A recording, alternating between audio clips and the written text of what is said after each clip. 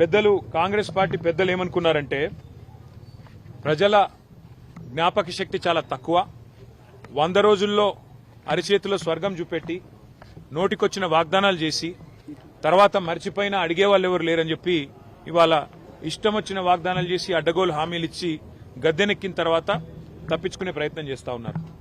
ప్రతి ఆడబిడ్డకి నెలకు 2,500 రూపాయలు ఇస్తామని చెప్పి మాట ఇచ్చి ఇవాళ 100 రోజుల్లోనే దాన్ని అమలు చేస్తామని గ్యారంటీ కార్డులు రాసిచ్చి ఇవాళ దొంగ మాటలు చెప్పి తప్పించుకునే ప్రయత్నం చేస్తున్న కాంగ్రెస్ పార్టీకి బుద్ధి చెప్పడానికే ఈ కాంగ్రెస్ బాకీ కార్డును రూపొందించాము, ఇంటింటికి తీసుకొని పోతా ఉన్నాం.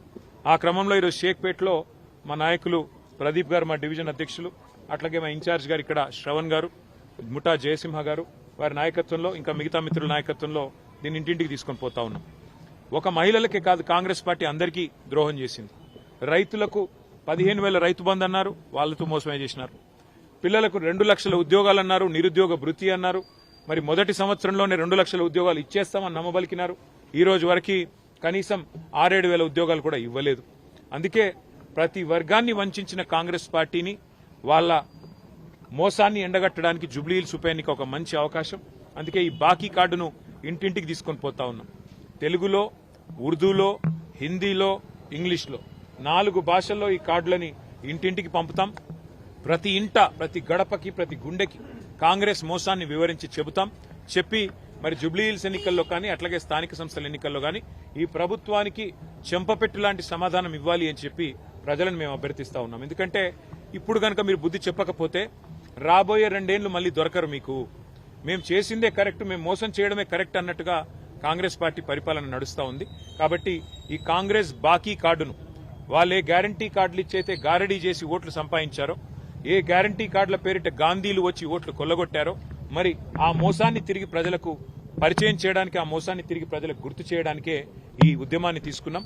దీనికి సహకరించాలని, ఇంటింటికి బాకీ కార్డును తీసుకెళ్లాలని మా బీఆర్ఎస్ కార్యకర్తలకు విజ్ఞప్తి చేస్తూ ఇక్కడ షేక్పేటలో ఈరోజు మరి ఈ సమతానగర్లో అందరూ కూడా పెద్దలు, హిందువులు, ముస్లింలు, కులాలకు మతాలకు అతీతంగా ముందుకు వచ్చి తిరిగి కేసీఆర్ గారు రావాల్సిందే, మళ్లీ సంక్షేమ రాజ్యం రావాలి, మళ్లీ అభివృద్ధి చూడాలి అంటే కేసీఆర్ గారి ప్రభుత్వం తిరిగి రావాలని వాళ్ళు చెప్తుంటే నిజంగా కూడా చాలా గొప్పగా అనిపించింది. తప్పకుండా మా అభ్యర్థి మాగంటి సునీతా గోపీనాథ్ గారిని జూబ్లీహిల్స్ ఉప ఎన్నికల్లో గెలిపించాలని అభ్యర్థించడానికి, అట్లాగే లోకల్ బాడీస్ లో కూడా ఎక్కడికక్కడ మరి బీఆర్ఎస్ పార్టీ అభ్యర్థుల్ని గెలిపించాలని అభ్యర్థించడానికే ఈ కార్యక్రమాన్ని తీసుకున్నాం.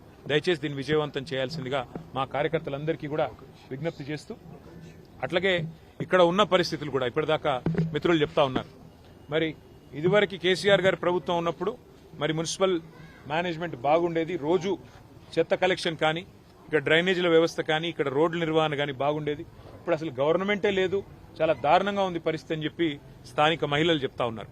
అట్లాగే ఇదివరకు 2 రోజులకోసారి వచ్చే చెత్త కలెక్షన్ వాళ్ళు ఇప్పుడు 4 రోజులకు కూడా రావడం లేదని చెప్తున్నారు. కేసీఆర్ గారు ఉన్నప్పుడు ఇక్కడ ఇన్వర్టర్లు, జనరేటర్లు అన్ని కూడా పక్కకు పెట్టారు. కానీ వాళ్ళ మళ్లీ తిరిగి జనరేటర్లు, ఇన్వర్టర్లు కొనుక్కునే దుస్థితి వచ్చింది, మళ్లీ కరెంటు కోతలు ప్రారంభమైనాయని చెప్పి పెద్దలు చెప్తా ఉన్నారు. ఇవన్నింటి దృష్ట్యా తప్పకుండా ఈ బాకీ కార్డు ఉద్యమం ఒకవైపు, ఈ స్థానిక సంస్థల పర్యవేక్షణలో కూడా కాంగ్రెస్ ప్రభుత్వం ఏదైతే విఫలమైందో దాని విషయంలో కూడా మరి ప్రజలు బుద్ధి చెప్పే విధంగా ఆలోచించాలని చెప్పి కూడా కోరుతూ మీడియాకు కూడా హృదయపూర్వకంగా దీనికి మద్దతు పలుకుతున్నందుకు ధన్యవాదాలు, నమస్కారం. జై తెలంగాణ.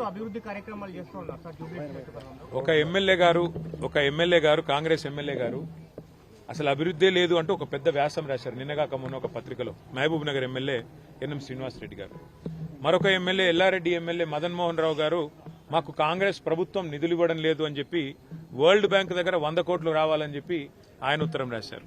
ఈ రాష్ట్రంలో పరిస్థితి ఎట్లా ఉందో దాన్ని బట్టే చెప్పొచ్చు. ఇక్కడికి వచ్చే మంత్రులు గాని, ఇక్కడికి వచ్చే సామంతులు గాని ఎన్నికల వరకే ఉంటారు తప్ప మళ్లీ ఎన్నికల తెల్లారి మళ్లీ మీ ముంగటుండేది, మీకు సేవ చేసేది ఒక్క బీఆర్ఎస్ పార్టీ వాళ్ళు తప్ప ఇంకెవరు కూడా ఇక్కడ ఉండరు. ఈ టూరిస్ట్ లెవెల్ అయితే వస్తున్నారో పోతున్నారో మంత్రులు ఒక్కరు కూడా హైదరాబాద్ జిల్లా వాళ్ళు కాదు. వాళ్ళు తెల్లారి ఇక్కడ ఎవరు మిగిలరు, ఎవరు ఉండరు. మళ్లీ మీ కష్టంలో సుఖంలో ఉండేది బీఆర్ఎస్ పార్టీ మాత్రమే. అందుకే బీఆర్ఎస్ ఎమ్మెల్యేలని గతంలో హైదరాబాద్ లో గెలిపించారు, రేపు కూడా గెలిపించాలని మళ్లీ ప్రజల్ని కోరుతా ఉన్నాం. ప్రజెంట్ సిటీని పట్టించుకోమనండి ముందు. ప్రజెంట్ సిటీ ఇవాళ మొత్తం వరదల్లో కొట్టుకొని పోయే పరిస్థితి ఉంటే ప్రజెంట్ సిటీని వరదల్లో ముంచేసి ప్రజెంట్ సిటీలో మోరీలు సాఫ్ చేసేటోడు లేడు. ప్రజెంట్ సిటీలో జనాలకు దోమలు కుడుతుంటే పిచికారీ చేసేటోళ్ళు లేరు, బ్లీచింగ్ పౌడర్ చల్లేటోళ్ళు లేరు. ప్రజెంట్ సిటీలో ఇప్పుడున్న మరి చెత్త కలెక్షన్ చక్కగా లేదు. ప్రజెంట్ సిటీని పట్టించుకుంటే రేవంత్ రెడ్డి గారు మంచిది, ఫ్యూచర్ సిటీని ప్రజలు కట్టుకుంటారు, ఫ్యూచర్ సిటీని తెలంగాణ భవిష్యత్ నిర్మాతలైన మా పిల్లలు నిర్మించుకుంటారు తప్ప ఎవరో ఒక రాజకీయ నాయకుడు రియల్ ఎస్టేట్ కోసం 4th సిటీ 5th సిటీ అని అన్నంత మాత్రాన అదేది అయ్యేది కాదు, పోయేది కాదు. ఉన్న మెట్రోను రద్దు చేసి ఫ్యూచర్ సిటీకి మెట్రో పెడతానంటేనే దాన్ని బట్టి అర్థం చేసుకోవచ్చు రేవంత్ రెడ్డి గారి సాగు తెలియట్లేదు. Thank you.